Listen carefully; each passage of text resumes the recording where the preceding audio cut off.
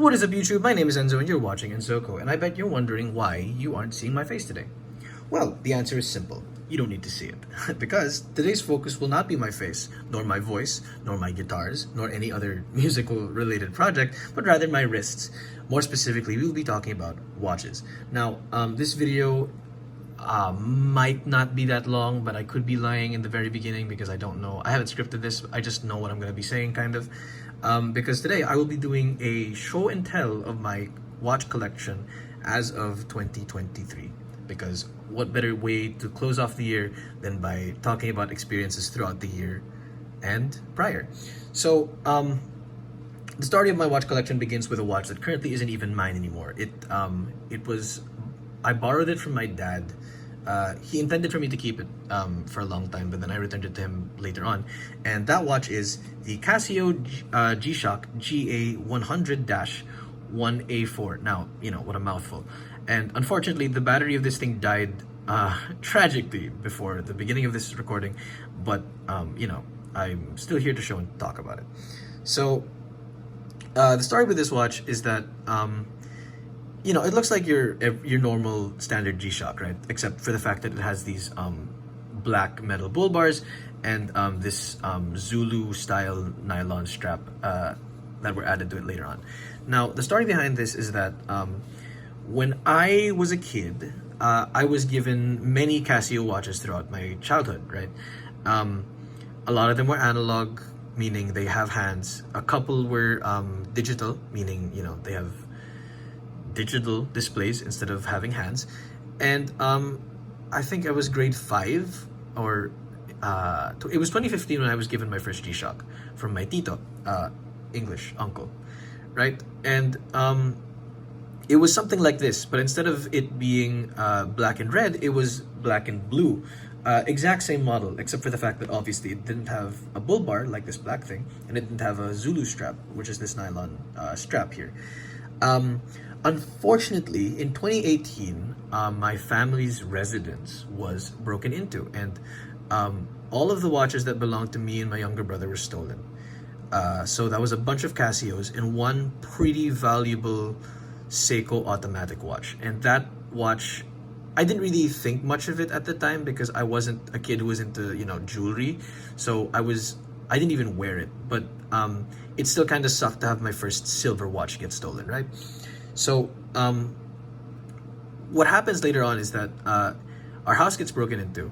My dad bravely fights off the intruder, but the guy still manages to get away with like all of the watches that belong to me and my younger brother. And so I go to school that day without a watch on hand, which was weird because, you know, for the longest time I've been wearing a Casio or some other watch, you know, just for, you know, basic time telling as a student. And when I got home, my dad gave me his watch, which was this. This was the watch he gave me. I made a sound now. This is the watch he gave me as a replacement or as a temporary stand-in for the watches that we lost. And I basically used it throughout the rest of my high school years. So we got robbed in early grade 9. So for reference, that was 2019, or rather 2018. And then I got to use this all the way through 2021 when I wanted to replace it. But we'll get back to that shortly. That was 2018 when we got robbed. A few months after we got robbed, my tita, or in English, my aunt, she gave me a replacement for the Seiko that got stolen. And little did I know that it was actually a legendary watch called the Seiko SKX.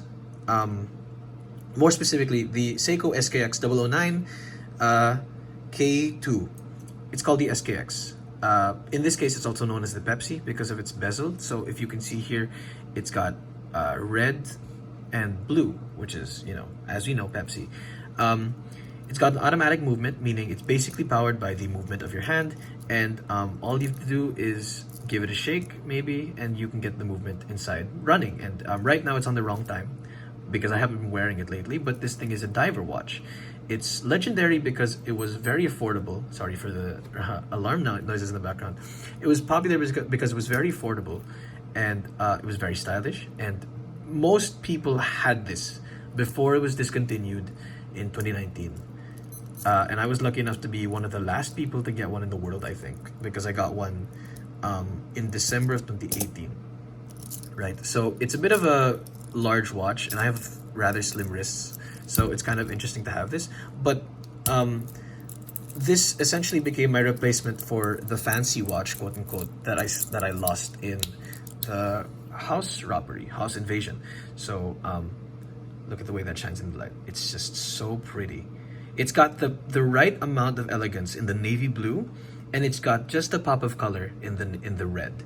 So I just love how that looks, especially with this Jubilee style bracelet.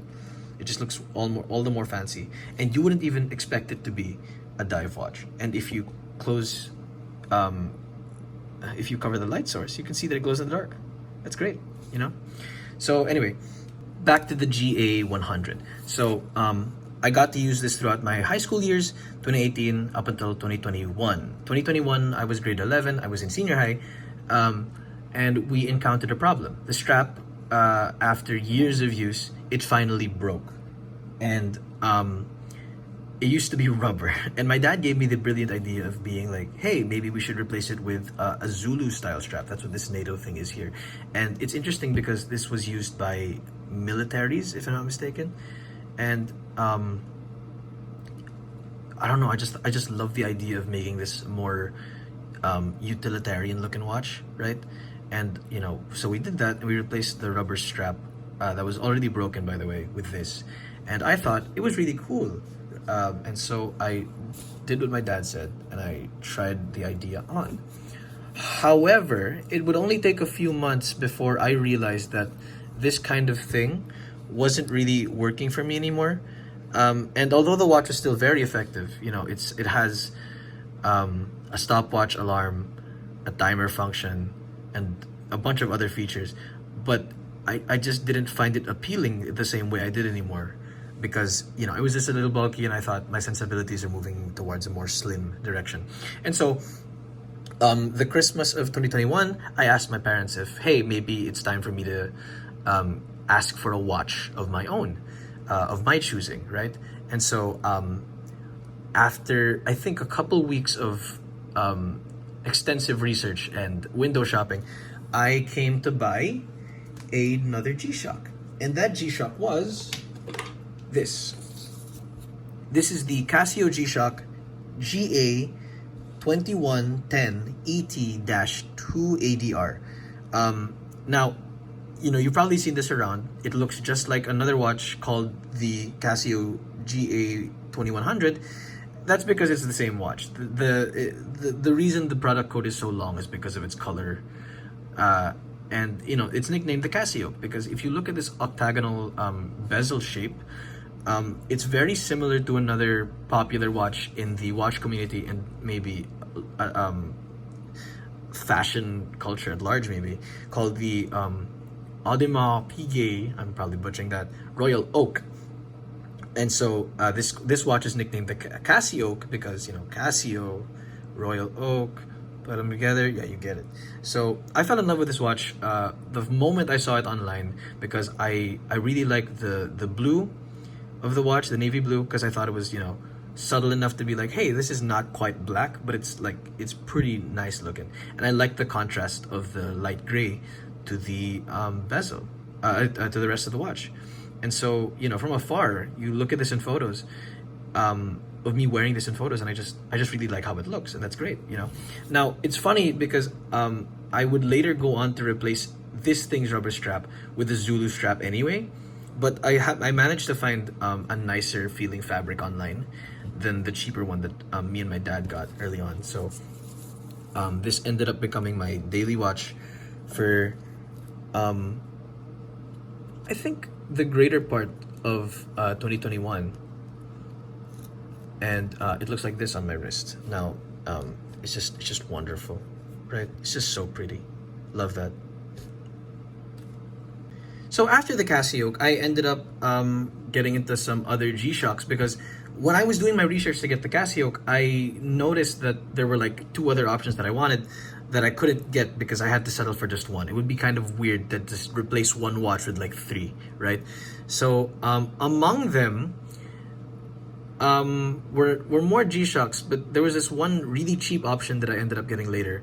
That was also a Casio, and I fell in love with it because for some reason in my head it looked like a Samsung Galaxy watch.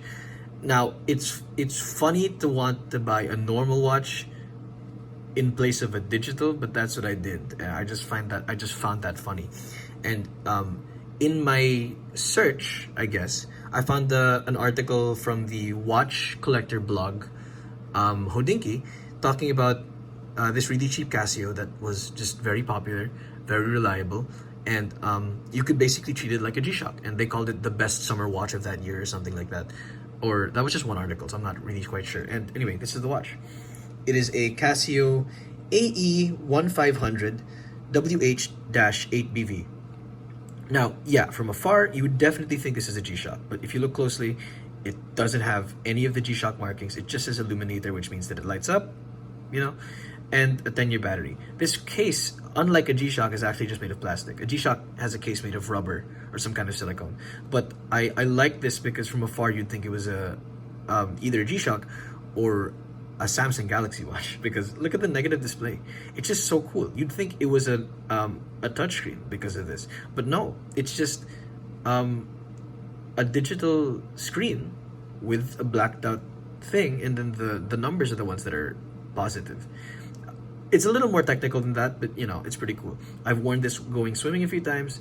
As you can see, it has 100 meters of water resistance, and you know, I treat this like a G-Shock. So this kind of takes the place of my GA100. Although I should clarify, the GA100 is no longer mine. I returned it to my dad after we bought the CasiOak, so that was that. So I got this in March of 2022 as a birthday gift to myself because I thought it was funny. And to this day, I still find this joke hilarious. There's another joke coming later on. Now, fast forward to October, the MoonSwatch trend is in full swing, coming from March, and I start thinking, hey, I kind of want a chronograph watch of my own, because I've been watching a bunch of watch videos after the getting the Casio quote-unquote Galaxy watch, and I've been learning about watches like the Rolex Daytona, the Omega Speedmaster, and then with the MoonSwatch, with the Swatch and Omega collaboration, it made me think, hey, maybe it would be kind of cool to get this as well. But my dad was against it early on because he thought it was just a trend. He knew that the watch was basically just plastic, and we thought maybe we should get something more robust, something more you know, unique, or something more special for the price that we were paying for it. And here in the Philippines, the MoonSwatch at the time was 13,800 pesos.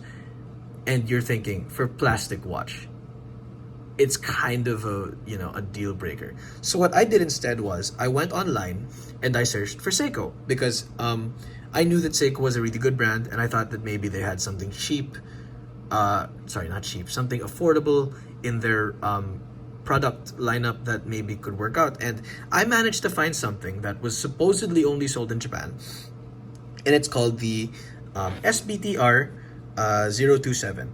It's over here right now in with a beautiful ice blue dial, maybe even denim blue dial, on a James Bond style NATO strap. And I love this watch because originally I wanted something like the Rolex Daytona Panda, the Paul Newman style, that kind of thing. But I couldn't find one for the price. So the next best thing I found was this, because it was in the pictures it had a gray dial, and it had black subdials, which is these little smaller clocks here that tell you, in this case, the 24 hours position, 60 minutes elapsed using the stopwatch function on this watch. That's what these two buttons are for, and the actual seconds hand, counting the seconds. Now if you press this button, bingo, you have oh, hold on, there we go, you have the second hand moving, and that's basically doing a stopwatch thing. You press it again, and then it stops. You press the button, go down, it just goes around in a circle. Oh wait, no, it did. Oh, my bad, I forgot. This is not it just snaps back into place. I forgot, my bad. Yeah, that's the cool thing about this. I love this watch, and I got this instead of a MoonSwatch, and that was the funniest thing to me. Only sold in Japan, It's a JDM model, and I nicknamed it the Ice Panda because, you know, ice blue dial, and it has the black sub-dials like a Panda watch, quote unquote, would. Yeah, so that's the cool thing about that. The following month, I would be gifted a watch from one of my very close friends, and it was this Casio calculator watch. Now, I've actually done some modifications to it. You can tell here that it's very rough. The lug hoods have been sanded off because I thought it would be cool. It looks clean from afar, but in person, it's not really, you know, that clean. But it's okay. It's whatever. It was a gift to me as an early Christmas gift. That was November, and I just love wearing this watch because the contrast of the white to my skin tone is just great, and it looks really good in photos. And because of its, you know, it's not even white, it's more of a cream or an off-white. It just works with most of my outfits, and the black just makes it even more I guess versatile. So if I wear it now, for example, it's very slim on the wrist. It's actually a very tiny watch, but I love this because it reminds me of my childhood, wherein I had a black one, you know, the one that Walter White wears in Breaking Bad, and it was one of the watches that was stolen, and so it was such a cool thing to have this in some way given back to me, and in a more poetic way, somewhat like an angel, because it's white, you know, so like, oh, it came back from the dead. It's kind of funny that way. So that's my calculator watch. And then moving on, we have the Omega Swatch collaboration watch. This is one of 11 different pieces in the collection. And this is the Mission to Mars. And you can tell that it's Mars because it's just so red. Like all of them, it's got a Velcro strap. And it's based on the Omega Speedmaster, which is just like the CasiOak. It's kind of based, well, this is more directly based on the on a more iconic watch in the watch community, and maybe just pop culture at large, the Omega Speedmaster. Now, it was so funny to get this because I remember having the conversation with my tita, in English, my aunt, about me getting into watches by accident over a G-Shock and then a Seiko, and then the collection was slowly growing. Turns out she had this in the back somewhere and she didn't want it, and she was about to give it away, and I just happened to be there with an interest in watches, and so I offered to take it off her hands, and it was given to me as an early Christmas gift that same year. So just like the Seiko, it has a stopwatch function over here, and if you look closely, it has those really interesting hands. And you know, there's something unique about each of the 11, I guess, MoonSwatches. In this case, it's Mars. Those two second hands are what make it interesting. So if I press this, for example, it starts the timer, and then I stop it, and then I want to stop it, make it go back to normal. It goes around once, and then it just stops there at the center. It also has loom. It's a little weak though. And the interesting thing is that it has a Velcro strap. It's a little loud, and it makes it feel a lot like a toy, but it's actually historically accurate because the pilots, the astronauts rather, that went to space using the original Omega Speedmaster were equipped with Velcro straps. So it's a little funky like that, you know.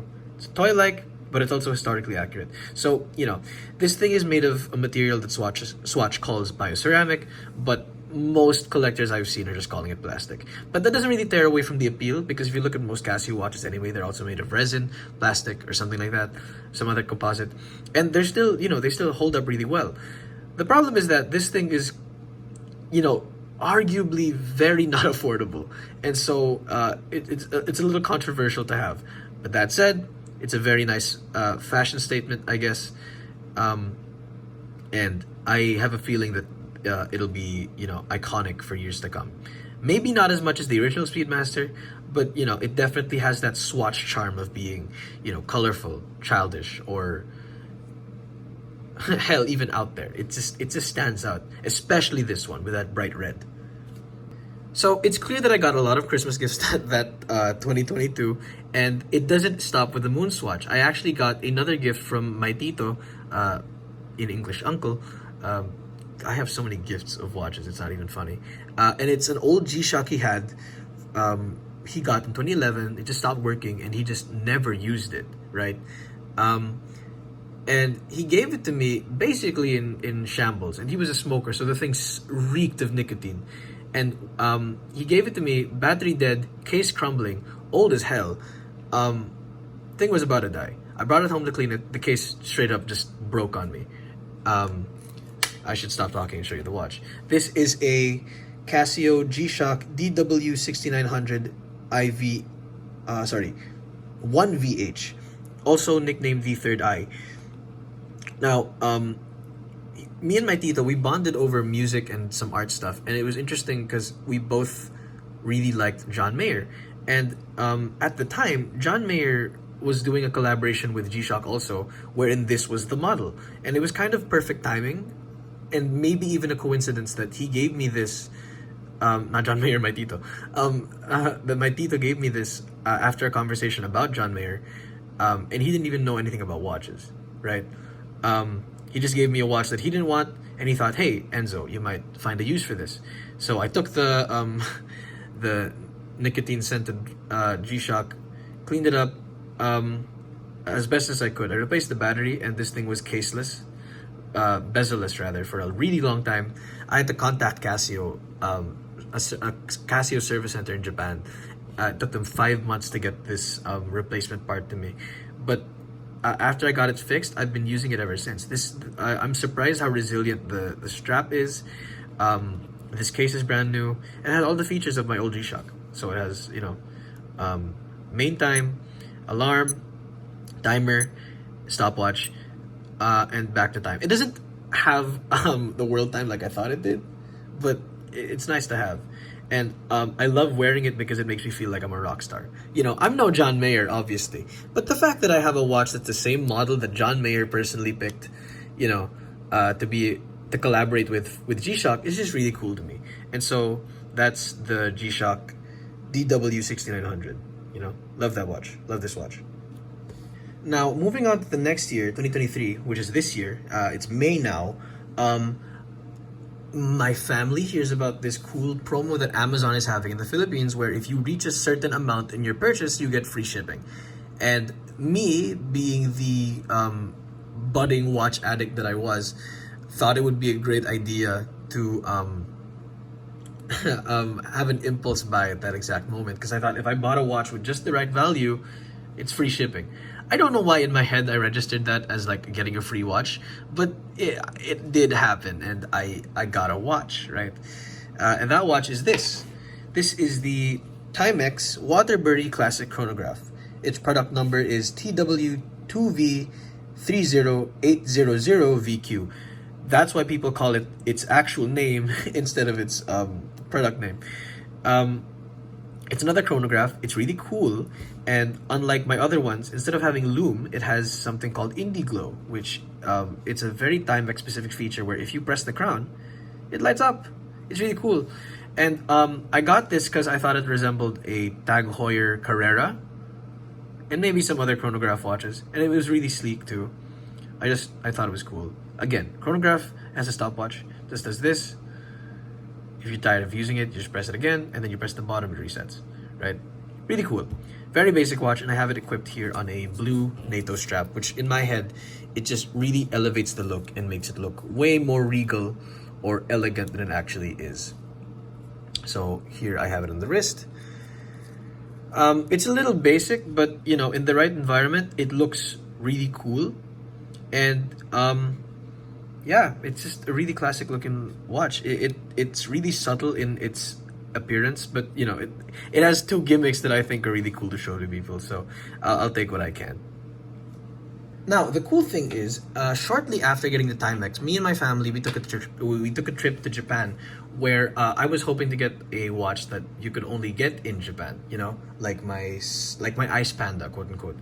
And it's funny because I didn't really need to do that, because clearly, as evidenced by the Ice Panda situation, I could just find a seller online who is willing to just resell you Japanese products, or rather Japanese domestic market JDM products, to a different country.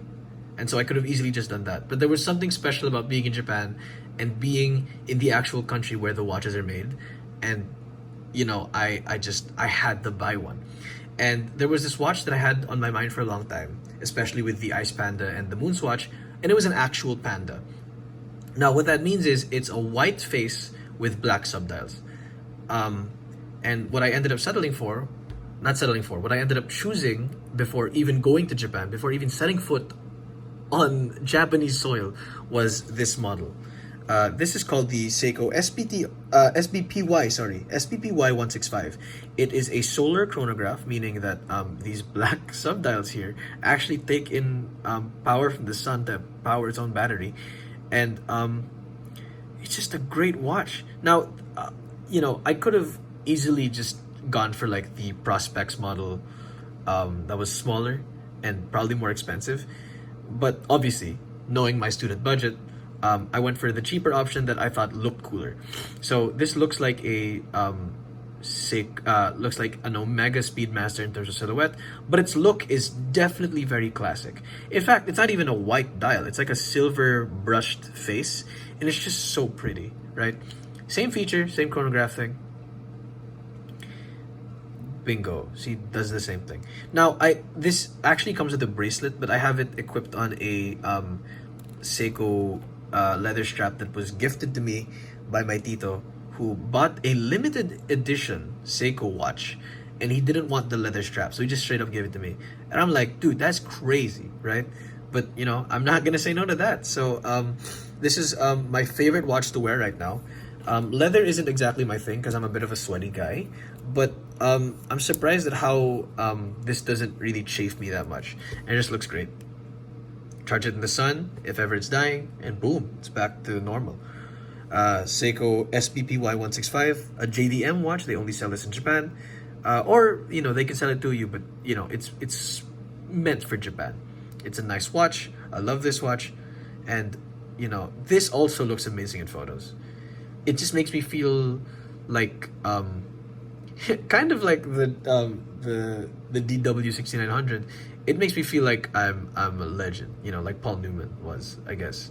Paul Newman, the actor, the driver, known for the Rolex Daytona, making it popular because of the Panda dial. So this is me kind of doing the same thing. I don't really know much about Newman, but damn, his watches were nice. And this is in many ways an homage to that, you know. Now, moving on to earlier comments, I said something about getting a normal watch that looked like a smartwatch because it was funny. And I would later find out in, I think it was July or August, that Casio was making a new release of square watches that looked like the Apple Watch, and that is this watch right here. This is the MTP-M305L-7AV. Terrible name again, but that's a Casio thing. I have it here equipped with a NATO strap because the leather strap it originally came with was just absolute garbage.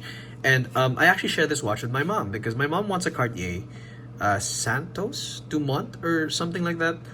And it's, you know, that's a very iconic square watch, but it's kind of outside of our budget. Or rather, she doesn't want to buy it just yet. And so we settled for something very similar in the form of this square case watch that in our heads is fun because it looks like an Apple Watch, and it's cute. You know, it's not that big, and it has some features that you wouldn't normally see on a normal Cartier. So it has like a day wheel, a date wheel, and a moon phase, and we found that really cool.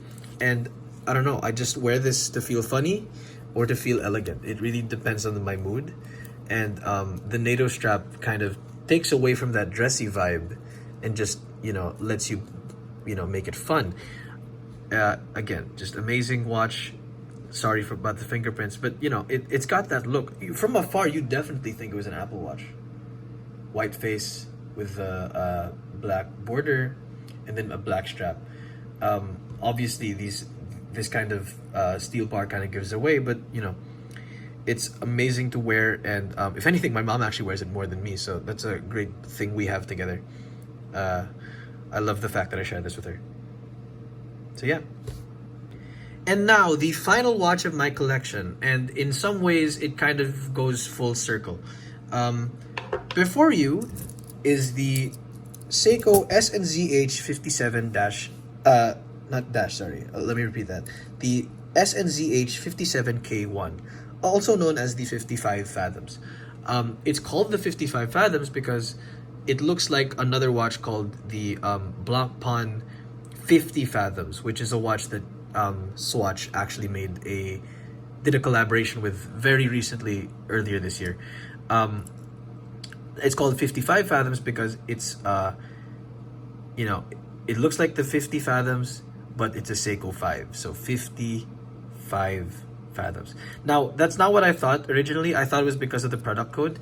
If you look at the product code of the silver and silver one, it's SNZH55. This one is silver and gold. It's SNZH57. I thought that was the reason, but you know, maybe I'm just wrong. So anyway, the reason this matters is because the reason why I say full circle actually is because this is the same model, more or less, as my very first automatic watch that was unfortunately stolen from me back in 2018. That was the SNZH55, which was silver and silver. This is silver and gold to more accurately represent the Blancpains that I was familiar with. I say familiar with very loosely because I just looked at them from photos, but I really like the elegance of a silver with gold accents more. I wouldn't really call these gold. Maybe the indexes are, but if you look at the bezel markers, which, oh, listen to that click. Oh my god. So nice. Those are more like it's more of a burnt yellow in some kind of way. But anyway, I thought it was gold. I thought it was cool. I got this because it looked like the Blancpain 50 Fathoms I liked, and it looked like an Omega Seamaster that I liked in terms of like the colorway, so I got that.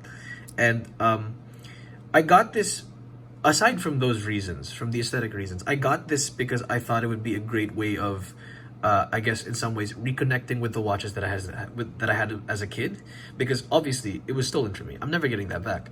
So I thought if I could find the new old stock, hell, maybe even a second-hand version of my old 55 Fathoms, it would be great. And the cool thing about this is that it has a feature that none of my other watches have.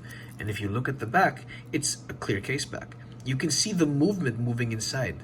That is an automatic movement. That is the beauty of getting into watches. You get to see how these, you know, they look like jewelry, but they work in such fascinating ways, and that's what I love about them. Now, obviously, I'm no engineer. I don't understand how this works, but it's cool to look at, and I think that's enough for me.